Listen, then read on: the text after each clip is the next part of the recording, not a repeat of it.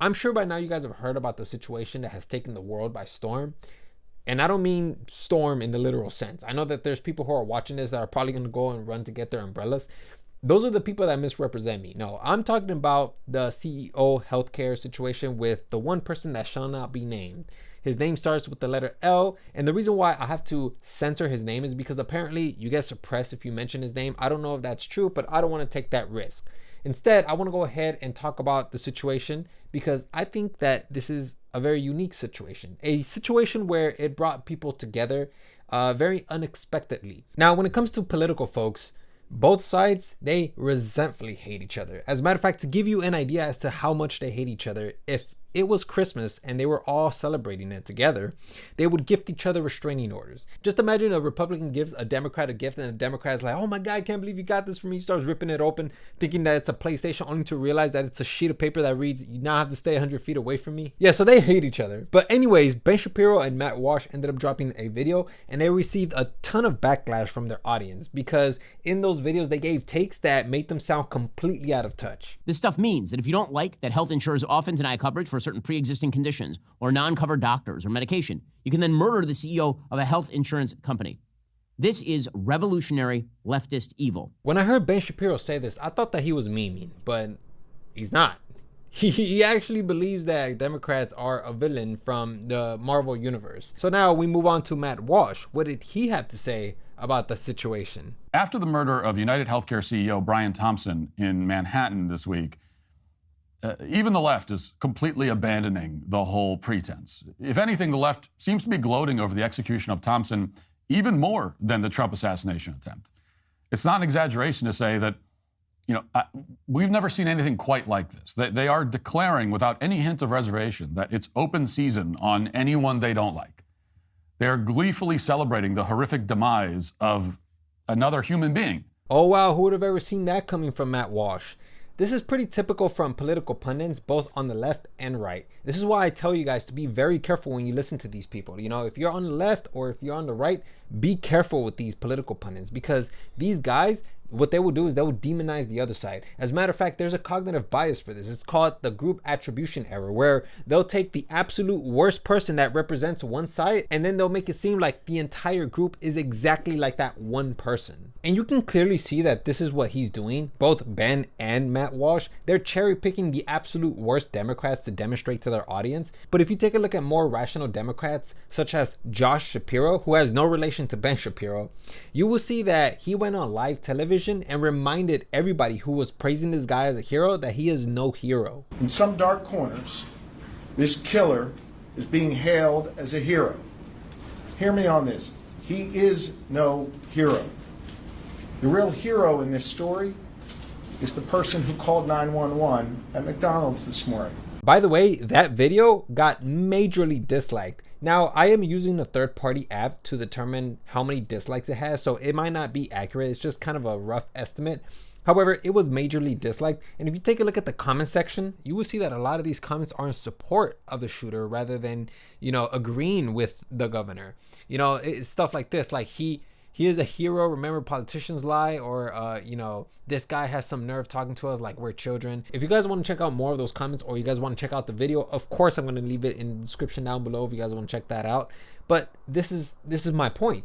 These guys are just cherry picking the absolute worst people. Now, let's go ahead and get one thing clear, okay? When the people say that they feel no sympathy, that doesn't mean that they want to eliminate other people. That just means that, no, well, how can I feel bad for them when, these people, these CEOs are in charge of other people's lives and, they just kind of deny their claims? Because I sure as hell am not for eliminating people. That is not what I'm about, okay?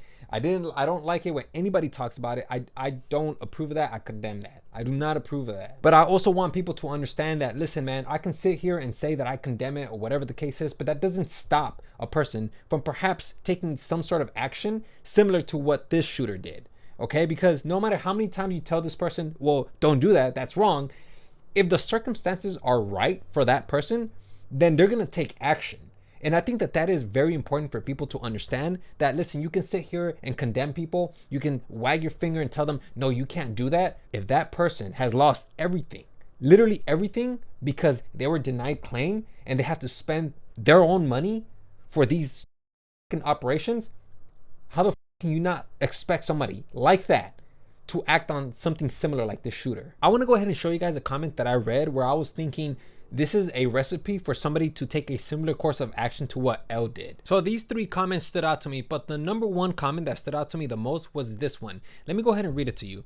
My mom's friend has been battling leukemia for years, and every month she has to fight with every insurance to cover her life-saving medication. She's lost everything because of this cancer. She went from being a homeowner to living in the Section 8 apartment. Her medical debt is gonna kill her faster than the cancer is. Imagine you lost everything.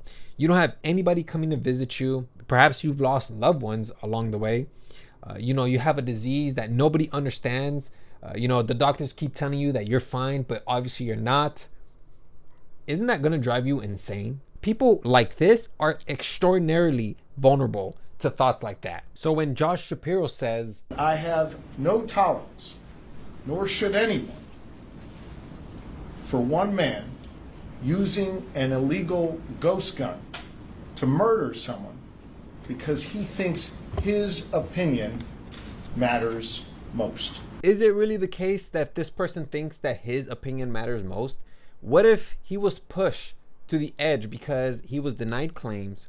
They didn't believe him about a certain condition that he probably was experiencing. I mean, to make a decision like the one that L did, that you have to understand exactly what is it that he's losing. This guy, L, he went to apparently an Ivy League school, graduated, top of his class, valedictorian. He had every variable for success, and yet he traded all of that, his good life that he could have potentially had, to spend the rest of his life in prison. Like, think of it, that is not an easy decision to make. And to think that that person, L, had something to live for, while other people, like the comment that we just read where she lost everything, who do you think is most likely to act on such an action? The person who lost everything, because they have literally nothing else to live for. These companies create an environment where it fosters these kinds of mentalities. Instead of wagging your finger like Josh Shapiro, or even ridiculing the left like Ben Shapiro or Matt Walsh, how about you address the issue so then we can stop producing people with this kind of mentality? And as far as Ben Shapiro and Matt Walsh, this is why I tell you guys, watch your content creators responsibly. I haven't said that in a video in a while, but I usually love to say that when it comes to people like this, these political pundits, because it's true, man. Even when you watch me, you gotta watch me responsibly as well. That's why I like to cite all my sources down below. Go check them out yourself and form your own opinion, because I know that whatever I form, it's just from my perspective. I could be wrong, although I will back it up if someone challenges me. But if I'm wrong, listen, man, the source material is there, so you guys can check it out. If you take a look at the comment section in those videos, Matt Walsh's and Ben Shapiro's, you will see that there's people there that are starting to pick up on that idea. These people, these political pundits, they cater to you and they prey on your confirmation bias. Be aware of your biases, because when you are aware of your biases and you see the bullshit that these political pundits are feeding you, you start to realize that the people of the US are not as bad as you've been told. As a matter of fact, you probably agree on a lot more than you guys think. Unfortunately, however, it's the loudest voices that are the minority, and these guys are the ones that make the entire group look as evil as both Matt Walsh and Ben Shapiro make them out to be. So yeah, I just wanted to just go ahead and just speak on the issue, because I think it's absolutely important that people are aware of what's going on, and it's absolutely important that we keep this issue alive as long as possible so we can bring more awareness, because unfortunately, as you guys know, there's a lot of hype that's been built up on an issue and then slowly just kind of dies down as time goes by. I just kind of want to just go ahead and just keep this issue alive a little longer so then more and more people can become aware of it. So yeah, I just wanted to just go ahead and give my thoughts on that. That's all I have for you guys, and yeah, hopefully you guys learned something today.